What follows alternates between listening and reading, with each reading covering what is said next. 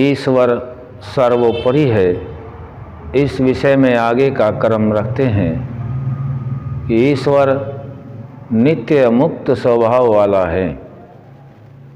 नित्य का अर्थ है हमेशा। परमात्मा के लिए कोई दिन रात नहीं है, वह नित्य हमेशा एक रस होता है और मुक्त स्वभाव वाला है।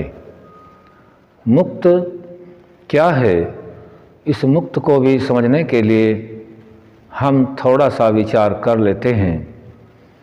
मुक्त स्वभाव को समझने के लिए मनुष्य जाति ही कार्य करती है। अन्य जातियों को समझने का इतना सामर्थ्य नहीं है कि वह ईश्वर के मुक्त स्वभाव के बारे में जान सकें या जान लेवें, अन्य ग्रंथ आदि व्यवहार आदि से जान लेवें। अन्य जाति में परमपिता परमात्मा ने इतना सामर्थ्य नहीं दिया है। केवल मनुष्य के अंदर जो आत्मा है, उस आत्मा को अपनी उन्नति करने के लिए ही यह मुक्त जो स्वभाव है, इसको जानने के लिए साधन दिए हुए हैं। मुक्त होता है छूटना, और छूटना स्वामी दयानंद सरस्वती जी सत्यार्थ प्रकाश में लिखते हैं कि जो मुक्त है, मुक्त का अर्थ है छूटना। आगे प्रश्न आता है कि किससे छूटना? उत्तर मिलता है कि दुखों से छूटना, जिससे सब छूटना चाहते हैं। दुखों से छूटने का नाम मुक्त है। हम सभी जन्म से लेकर मृत्यु पर्यंत सुख और दुख दोनों का अनुभव करते हैं। सुख तो हमें प्रिय होता है, लेकिन दुख से बचने का सर्वत्र प्रयास करते हैं। चाहे वह मौसम का दुख हो, चाहे वह शरीर के अंदर का दुख हो, या समाज के अंदर किसी प्रकार का दुख हो, क्योंकि हम सभी को देखने और सुनने और ज्ञान से सिद्ध होता है कि इस भौतिक जगत में 3 प्रकार के दुख देखे जाते हैं, सुने जाते हैं और अनुभव भी हम करते हैं। आध्यात्मिक दुख, आधि भौतिक दुख और आधि दैविक दुख। 3 प्रकार के ताप हैं, अर्थात दुख हैं। आधि भौतिक दुख वे हैं जो आधि भौतिक भूतों के अंशों से प्राप्त होते हैं। आधि भौतिक, आधि दैविक और आध्यात्मिक। आध्यात्मिक दुख शरीर के अंदर से ज्वर पीड़ा आदि होते हैं, और आधि दैविक जो अतिवृष्टि और अनावृष्टि आदि होती है, उससे प्राप्त होते हैं। परमपिता परमात्मा इन तीनों दुखों से परे है। इन सभी प्रकार के दुखों से छूटने के लिए, कलेशों से छूटने के लिए हम सभी प्रयासरत रहते हैं। इस छूटने का नाम मुक्त है, दुखों से छूटने का नाम मुक्त है। आत्मा का भी अपना स्वभाव है और परमात्मा का मुक्त स्वभाव है। आत्मा का स्वभाव है, कोई भी कार्य यदि आत्मा करता है तो वह किसी भी कार्य को दुख मान करके नहीं करता है। वह आत्मा उस कार्य में सुख देख रहा होता है, भले ही उस आत्मा को उसके बारे में पूरा ज्ञान नहीं है। चाहे थोड़े ही समय बाद वह दुख में परिवर्तित हो जाता है, वहाँ वह उस आत्मा का अज्ञान कहलाता है। लेकिन परमपिता परमात्मा का गुण सर्वोपरि होने के कारण से, क्योंकि वह सर्वोपरि है, वह ऐसा नहीं होता, उसके लिए ऐसा नहीं है। क्योंकि वह उसका तो जो परमपिता परमात्मा पूरी सृष्टि के रचयिता हैं, सभी के लिए व्यवस्था करते हैं, चाहे वह खान पान की है, चाहे शरीर बदलने की है, और अनंत व्यवस्थाओं का स्वामी होते हुए वह परमात्मा मुक्त स्वभाव वाला है, हमेशा दुखों से परे है। दुख परमपिता परमात्मा का विषय नहीं है, और ना ही उस परमपिता परमात्मा ने आत्माओं के लिए दुख भोगने का विधान किया है।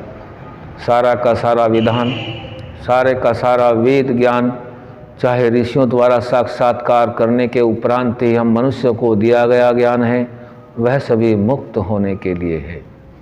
हम सभी मुक्त होने के लिए प्रयास करते हैं, अनेक कार्यों को करते हैं, जन्म जन्मांतरों में घूमते हैं, अन्य शरीरों को धारण करते हुए हम सभी आत्माएं अपनी यात्रा को तय करते हैं। मनुष्य शरीर में आकर के मनुष्य पने से कुछ ऊपर का कार्य करके देवत्व वाले गुण को प्राप्त होते हैं। कोई मर्यादा में ऊपर बढ़ जाते हैं, कोई योग बन करके योगी आगे बढ़ जाते हैं। ये गुण देवत्व की ओर ले जाने वाले हैं और आदर्शता आदि का उल्लंघन करने के पश्चात हम सभी आत्माएं निकृष्ट शरीरों को प्राप्त होते रहते हैं। मनुष्य शरीर ही एक ऐसा शरीर दिया गया है जो हम सभी के मनुष्य जाति में है। पाप और पुण्य बराबर होने पर हम सभी को मिल जाता है और हमें इससे ऊपर उठ कर के कम से कम परमपिता परमात्मा के मुक्त स्वभाव को जानना ही, ईश्वर के सर्वोपरि गुण को जानना होगा और तभी हम आगे बढ़ सकते हैं। क्योंकि ऐसा विधान भी है जिसके आगे पीछे ऊपर नीचे चारों तरफ से अच्छी बैकफुट बनी हुई हो, तभी वह आगे बढ़ने के लिए अग्रसर होता है, वह निश्चिंत होकर आगे बढ़ जाता है। ईश्वर को सर्वोपरि मान करके, मुक्त स्वभाव वाला मान करके हमें कहीं भी कोई भी किसी प्रकार की हानि नहीं होती है, क्योंकि यह सभी कुछ ईश्वर का है और वह ईश्वर सर्वोपरि है, हमेशा सर्वदा नित्य ही मुक्त स्वभाव वाला होता है। मनुष्य का आत्मा नित्य मुक्त स्वभाव वाला नहीं होता। विशेष परिस्थितियों में विशेष ज्ञान के आधार पर ही वह मुक्त स्वभाव का राही बन सकता है और राही बनकर के उसको भी निश्चित समय जितना नियत है आत्मा के लिए, उतने समय के लिए उस मुक्त स्वभाव आनंद का भोग कर सकता है। इसीलिए परमपिता परमात्मा सर्वोपरि है और मुक्त स्वभाव वाला है।